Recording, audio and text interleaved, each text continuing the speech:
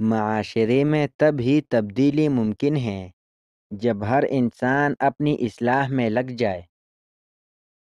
یہ ضروری نہیں کہ کوئی چیز توڑنے کے لیے پتھر ہی اٹھاؤ، بلکہ لہجہ تبدیل کر کے بولنے سے بھی دل ٹوٹ جایا کرتے ہیں۔ کسی کی قدر کرنی ہے تو زندگی میں کرو، مرنے کے بعد تو غیر لوگ بھی کندھوں پر اٹھا لیتے ہیں۔ تمہارا دل بہت قیمتی ہے، کوشش کرو اس کے اندر وہی رہے جو رہنے کے قابل ہے۔ جو انسان کسی برتن میں کھا کر اس کو اچھی صاف کر لے تو برتن اس کے لیے دعائے مغفرت کرتا ہے۔ کوئی انسان اپنی طاقت سے زیادہ مہمان کے لیے تکلف نہ کرے۔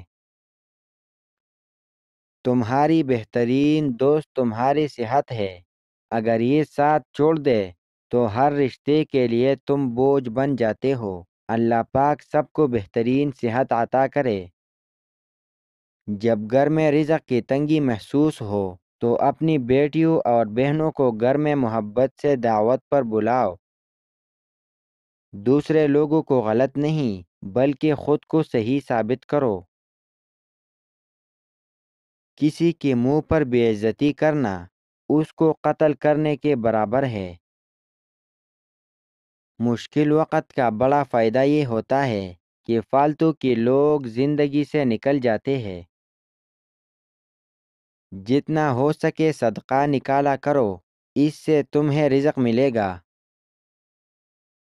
کسی کے آنسو زمین پر گرنے سے پہلے اپنے دامن کے اندر جذب کر لو، یہی انسانیت کی معراج ہے۔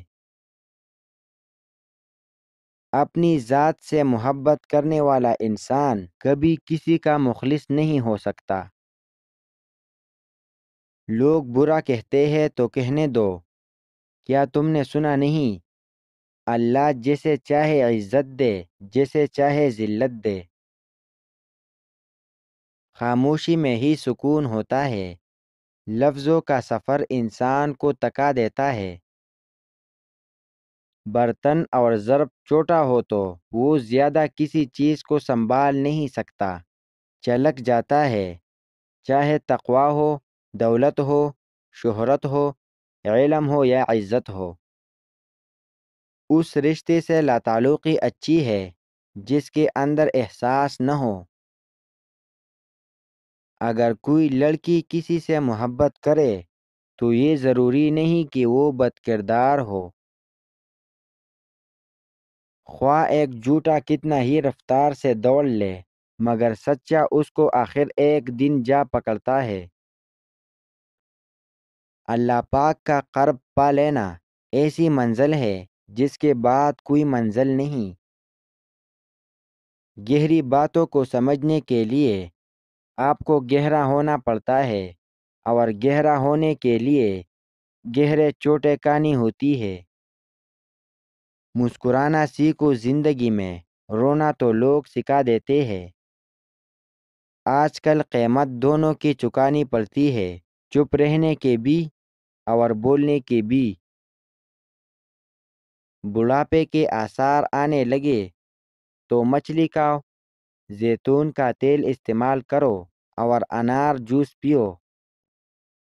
زمزم کا پانی ٹھیک طریقے سے جس مقصد کے لیے پیا جائے وہ مقصد پورا ہو جاتا ہے۔ پریشانیوں کا دائرہ کتنا ہی وسیع کیوں نہ ہو جائے، یاد رکھے اللہ پاک کی قوت ہر چیز پر غالب آ کر رہتی ہے۔ بد نسل اور نمک حرام کا پہلا شکار اس کا محسن ہوتا ہے۔ برداشت کے کانوں سے سنو، رحم کی آنکھوں سے دیکھو اور محبت کی زبان سے بات کرو۔